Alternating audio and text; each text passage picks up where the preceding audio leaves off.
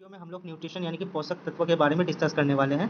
तो पोषक तत्व उस सभी सब्सटेंस जिसके वजह से, ठीक है, जिसके वजह से हम लोग को डिजीजेस नहीं होती है, यानी कोई बीमारी नहीं होती है, उसे पोषक तत्व कहते हैं। पोषक तत्व दो टाइप के हैं, एक होता है माइक्रो, एक होता है मैक्रो। तो मैक्रो पोषक तत्व उस पोषक तत्व को कहा जाता है जिसकी जरूरत जो होती है हमें कम होती है, जैसे विटामिन मिनरल हो गया, देख सकते हैं sodium, calcium, iron, zinc, magnesium, इसकी जोड़ी जो होती है हमें कम होती है, और ये जो है आपका मिलीग्राम में जोड़ी होता है इस सबका हमारे शरीर में। लेकिन अगर बात करें न्यूट्रिशन के दूसरे प्रकार की, तो उसे मैक्रो न्यूट्रिशन बोलते हैं, जिसकी मात्रा हमारे शरीर में नेसेसरी यानी कि मैक्सिमम होती है, जैसे कार्बोहाइड्रेट, फैट, प्रोटीन हो गया।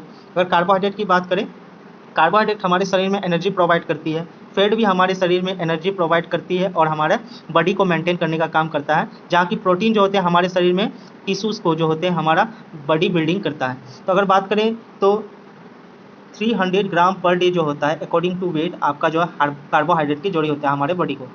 बात करें फैट की तो 80 ग्राम पर डे, और प्रोटीन की बात करें तो ये अलग अलग केस में है।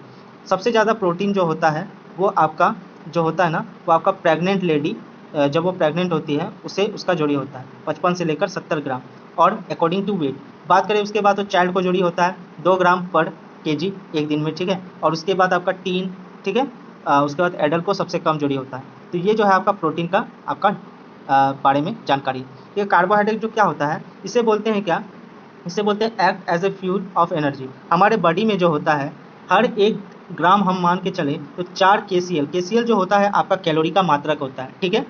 फैट का जो मात्रक होता है वो कैलोरी का आ जाता है, तो 1 ग्राम में आपका 4 कैलोरी होना जरूरी है, इसे हम लोग गुड आपका न्यूट्रिशन मानते हैं। बात करें कार्बोहाइड्रेट का, कार्बोहाइड्रेट में 3 आपके जो होते हैं एलिमेंट्स होते हैं, एक कार्बन होते हैं, एक हाइड्रोजन होता है, ऑक्सीजन, ये तीनों से मिलकर जो होता है कार्बोहाइड्रेट आपका बना होता है। कार्बोहाइड्रेट की फॉर्मूला की बात करें, केमिकल फॉर्मूला, तो इसका होता है CnH2n और ON। तो यहाँ पे देखिए CN और O भी N लेना है और हाइड्रोजन को 2 गुना कर देना है। जैसे कि मैं अगर पूछूँ 151, क्या ये कार्बोहाइड्रेट है? नहीं, ये कार्बोहाइड्रेट नहीं है, क्योंकि यहाँ पे फॉर्मूला है CnH2n और ON। तो अगर हम C1 लेते हैं तो ये H2 हो जाएगा और आपका NO जो होगा आपका 1 होगा। तो ये जो है आपका ये बेसिक अनुपात में होना चाहिए। इसका रेशियो देखिए आप 1:1 होना चाहिए, ये एग्जाम में पूछा गया और इम्पोर्टेंट भी आपका। देखिए कार्बोहाइड्रेट का जो फंक्शन है वो क्या करती है कि हमारे शरीर में एनर्जी प्रोवाइड करती है, ठीक है। अगर हम बात करें तो कार्बोहाइड्रेट का जो स्मॉलेस्ट यूनिट है ग्लूकोज है। ग्लूकोज जो होता है वो कार्बोहाइड्रेट है, C6H12O6 इसका फॉर्मूला होता है। ग्लूकोज वो कार्बोहाइड्रेट है जो हमारे शरीर में इंस्टेंट क्या होती है, डाइजेस्ट हो जाती है, ठीक है। अगर कोई बीमार होता है उसे अगर आपका जो है एनर्जी की जोड़ी होती है तो उसे इंस्टेंट क्या दिया जाता है, ग्लूकोज दिया जाता है, ठीक है।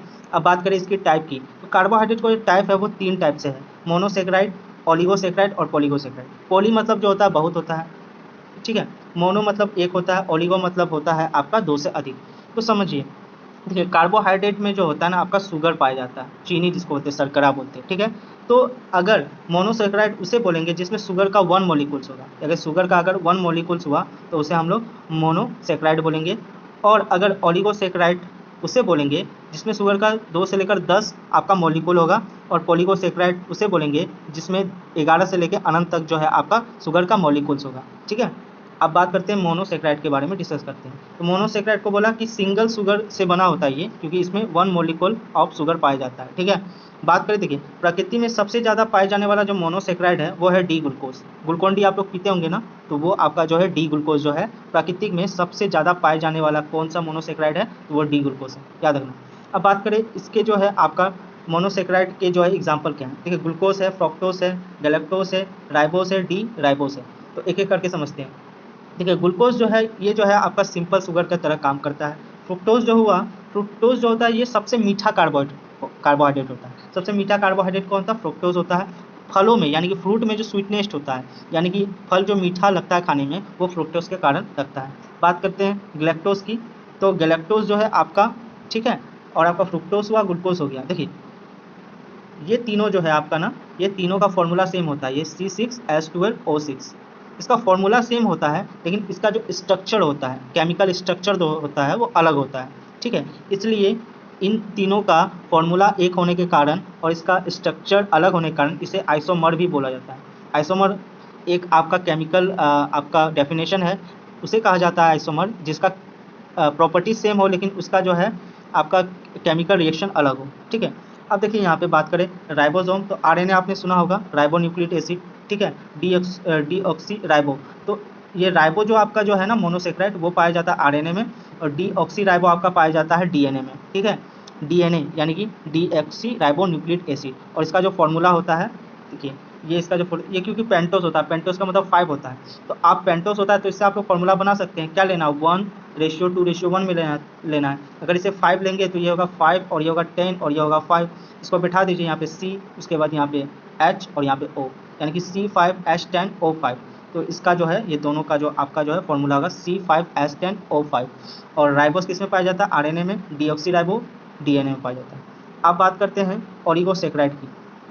ओलिगोसेक्राइड में जो होता है मोनोसेक्राइड में जो होता है 1 शुगर मॉलिक्यूल पाया जाता है, वहीं आपका ओलिगोसेक्राइड में 2 से लेकर 10 शुगर का मॉलिक्यूल पाया जाता है, तो उसे हम लोग बोलते हैं ओलिगोसेक्राइड, ठीक है। ओलिगोसेक्राइड के जो कुछ एग्जांपल माल्टोस हो गया, सुक्रोज हो गया, लैक्टोज हो गया। आप इन तीनों के बारे में डिस्कस करते हैं। देखिए माल्टोस जो होता है ना वो ग्लूकोज और ग्लूकोज, अगर 2 ग्लूकोज मॉलिक्यूल आपस में मिल जाता है तो माल्टोस बनता है, ठीक है। अब माल्टोस किस में पाया जाता है, आपके जो उबले हुए चावल होते हैं, जब चावल को बॉईल करते हैं उसका चावल का जो माड़ होता है ना, और चावल जो होता है उसमें माल्टोस पाया जाता है। सुक्रोज की बात करें तो सुक्रोज में जो है ग्लूकोज और फ्रक्टोज दोनों से मिलकर बनता है कौन, सुक्रोज। अब सुक्रोज आपके जो सुक्रोज जो होते हैं ना ये किस में पाए जाते हैं, हम लोग जो घर में जो हमारा चीनी जो होता है ना, ठीक है, जो शुगर कैन से मिलकर बना हुआ होता है, शुगर कैन का ही एक एलिमेंट होता है, तो वो जो होता है ना हमारे सुक्रोज होते हैं, ठीक है। अब बात करें लैक्टोज, तो लैक्टोज से आपको लैक्टिक एसिड याद आता होगा, तो लैक्टिक एसिड किस में पाया जाता है, आपका दूध में पाया जाता है, ठीक है। मिल्क जो स्वीट होता है यानी कि दूध जो मीठा होता है किसके कारण होता है, वो होता है लैक्टोज के कारण। लैक्टोज भी ग्लूकोज और ग्लैक्टोज से मिलकर बना हुआ होता है, ठीक है। तो यहाँ से हम लोग ये देखें माल्टोज किस में होता है, उबला हुआ चावल का जो माड़ होता है उसमें होता है, ठीक है। और सुक्रोज किस में होता है, आपका हमारा चीनी में पाया जाता है जो हम लोग घर में यूज़ करते हैं। लैक्टोज जो होता है दूध मीठा, लैक्टोज के कारण होता है, ठीक है। और लैक्टिक एसिड के कारण ही क्या होता है, क्रैंक आता है हमारे शरीर में, ठीक है। अब बात करते हैं नेक्स्ट। तो नेक्स्ट देखिए ये जो आपका ग्लूकोज और फ्रक्टोज और गैलेक्टोज, ठीक है, ये हो गया आपका ग्लूकोज, ठीक है, यहाँ पे मैं लिखता हूँ, देखिए ये ग्लूकोज हो गया आपका, ये हो गया फ्रक्टोज, ये हो गया गैलेक्टोज। तो ये जो है ना तीनों का मैंने बताया फॉर्मूला क्या होता है, सेम होता है C6H12O6, लेकिन इसका जो फंक्शन होता है वो अलग होता है।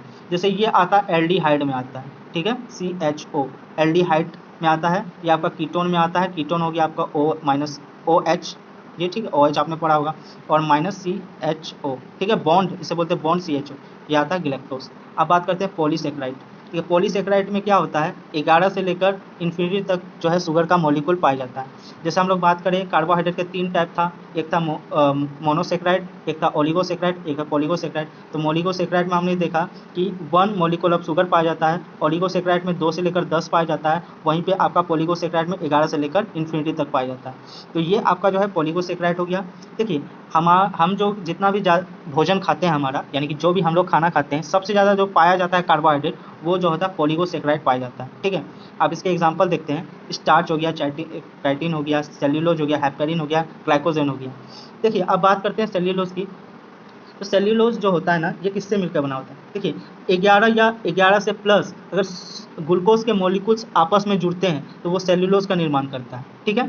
इसलिए जो है सेल्यूलोज को जो है पॉलीमर ऑफ ग्लूकोज कहा जाता है, ठीक है। पॉलीमर मतलब होता है जैसे कपड़ा उपड़ा किससे बनता है, पॉलीमर से बनता है, ठीक है। अब इसका यूज़ किस में किया जाता है, पेपर इंडस्ट्री में। पेपर इंडस्ट्री में पेपर बनाने में इसका यूज़ किया जाता है।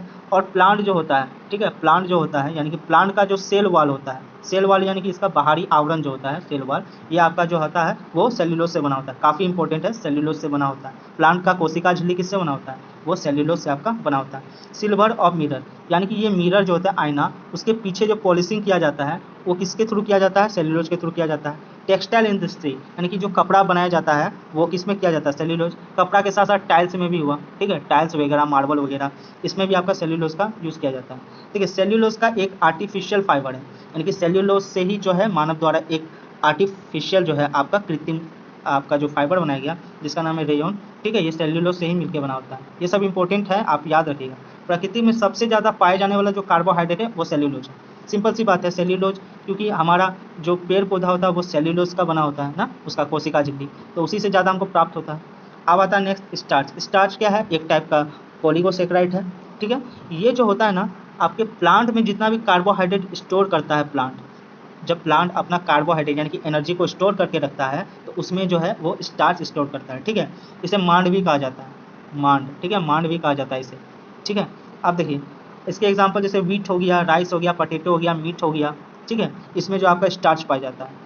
ये ग्लूकोज का पॉलीमर है। जिस प्रकार आपका सेल्यूलोज और स्टार्च ये दोनों ग्लूकोज का क्या है, पॉलीमर है। मानव द्वारा सर्वाधिक उपयोग किया जाने वाला कार्बोहाइड्रेट, सबसे ज़्यादा मानव जो है कौन सा कार्बोहाइड्रेट का यूज़ करते हैं, तो ये करते हैं स्टार्च का।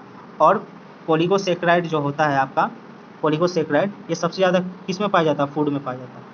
अब आते हैं चाइटिन। देखिए चाइटिन जो होता है ना, कीड़ों का जो ऊपरी सतह होता है, कीड़ों का जो ऊपरी सतह होता है वो चाइटिन का बना हुआ होता है। और ये जो है दूसरा सबसे ज़्यादा पाए जाने वाला कार्बोहाइड्रेट है। दूसरा सबसे ज़्यादा पाए जाने वाला कार्बोहाइड्रेट कौन है, काइटिन है। फंगस का सेल वॉल जो होता है, फंगस जैसे मशरूम, गोबर छत्ता जिसे बोलते हैं, उसका जो सेल वॉल होता है, सेल वॉल मतलब हुआ बाहरी, ठीक है, तो वो जो किससे बना होता है, काइटिन से बना होता है। अब देखते हैं नेक्स्ट, ठीक है। अब देखिए अब आता है ग्लाइकोजेन। ग्लाइकोजेन जो होता है, जो भी आपके एनिमल्स होते हैं या ह्यूमन्स होते हैं, ठीक है, वो क्या करता है, जितना भी अपना एनर्जी स्टोर करता है, यानी कि कार्बोहाइड्रेट जो स्टोर करता है वो ग्लाइकोजन करता है, ठीक है। ग्लाइकोजन कार्बोहाइड्रेट स्टोर करता है, ये आपका लीवर में पाया जाता है, ठीक है, लीवर में या मसल्स में पाया जाता है, ठीक है। हेपेरिन आपने सुना होगा। हेपेरिन जो होता है ह्यूमन ब्लड में पाया जाता है आपका, ये आपका एंटी ब्लड क्लॉटिंग एजेंट है, ठीक है। अब देखिए क्या होता है कि हमें जो कहीं पे चोट लग जाता है, जैसे ये हैंड है, हैंड में बहुत सारा नर्व्स होगा, तो ये नर्व्स में जब खून क्यों नहीं जमता है, क्योंकि इसमें हेपेरिन होता है। हेपेरिन आपका कार्बोहाइड्रेट होता है, इसके कारण जो हमारे हैंड में जो है ब्लड क्लॉटिंग नहीं होता है, ठीक है, बाकी सभी जगह हो जाता है, ठीक है। तो यहाँ पे है एंटी ब्लड क्लॉटिंग एजेंट की तरह काम करता है। इसका निर्माण लीवर में या मसल्स में होता है, ठीक है, नर्व्स में इसके कारण ब्लड क्लॉटिंग नहीं होता है। तो ये वीडियो था आपका, आई होप आपको अच्छा लगा होगा।